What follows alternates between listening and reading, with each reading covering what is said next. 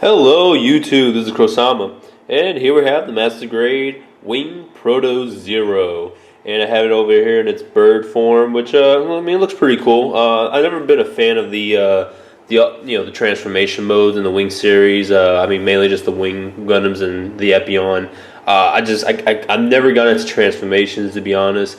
Even with the Delta, I'm just not into it. The Zeta, I'm not into it. That's why I really like the Hakashiki, because it doesn't transform, but it looks like it could, but it does not. I don't know. I'm just a fan of the regular MS modes. But anyway, some people out there might actually be a fan of this, so I'm going to review it anyways. And it's been a while since I did a review, let alone finish up this kit. So I'm going to finish up this kit, move on to another kit to review, and then start building up the rest of my kits. I got a lot of projects I want to complete before Friday. So I'm going to just dive right in and get started on this. So I'm going to go ahead and just take a look at this close up.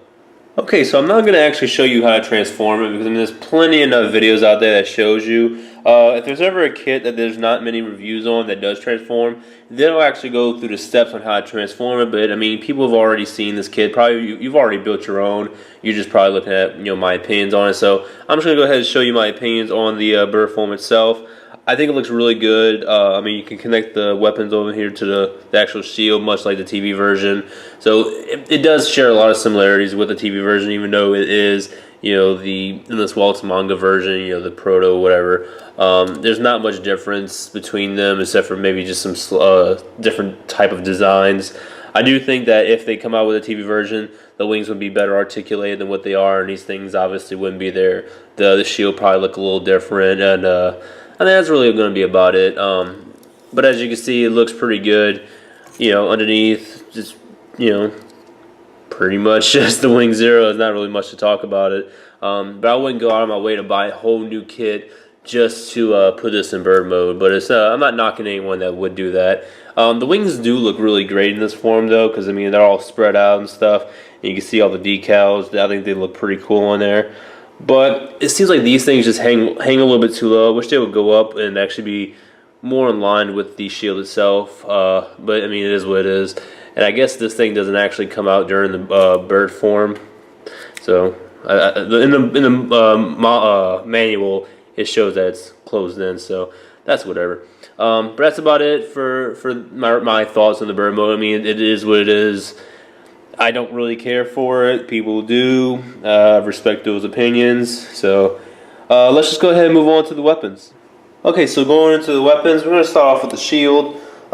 Just taking a close look at the shield. Looks really good, I think. You get a little clear piece right here. I think that looks pretty cool. And reflects pretty great with the light on it. Now it does pop off like that. And you get these little, I guess, fins. You want to call them, like, I'll call them fins because that's the only thing I can think of.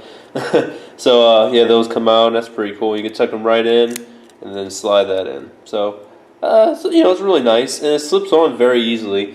Right here on the arm, you get a little slot, and you can just pop that, bam, pop that bad boy right on there, and it's gonna look pretty cool. Now let's go ahead and move on to the twin buster rifles. God, these things are always going to be cool. Now, in order to connect these, because you can have them separate, and here would be their handles, and you can put them on both hands. But if you want them to connect, there's these two little pieces on the inside, right there, and these top pieces you actually leave like they are all inside, because those actually come out and will connect onto the shield. But these bottom two, you open those up, and you would connect those. And now, depending on which hand you're going to put them on, you can go ahead and push one of these in.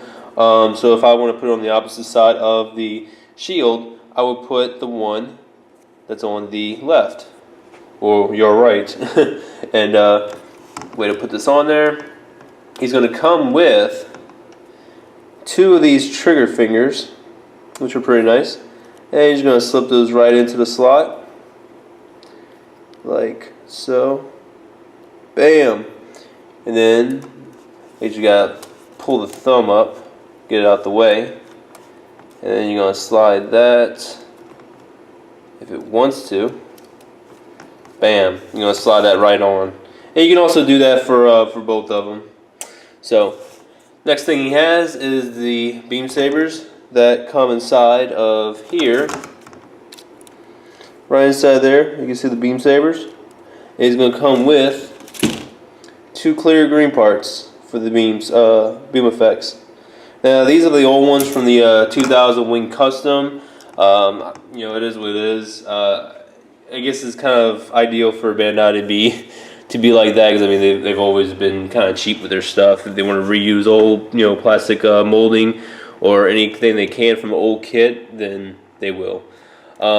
Also with this kit, it comes with a shitload of hands. I don't know if I did it in the last review, but it's gonna come with open hands. It's gonna come with these that you can put the beam sabers in, and he's gonna come with these closed fists. But when I stick with something, I usually just stick with it. And I'll keep everything else on the runner, or I'll cut them out and put them into my bag of other hands. Because a lot of these hands are reusable, and most of the other same kits of the of its universe, especially like the strikes and all that, like all the different GAT units. They're all freaking same hands. So I usually keep a bag of all those. But all in all, I mean, this is gonna pretty much be my final thoughts on this kit. It looks really good.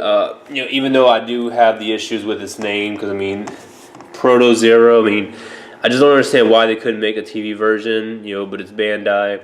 Also, right here is a little gimmick I don't think I mentioned before, but these little parts come out on the side, which I think are pretty cool.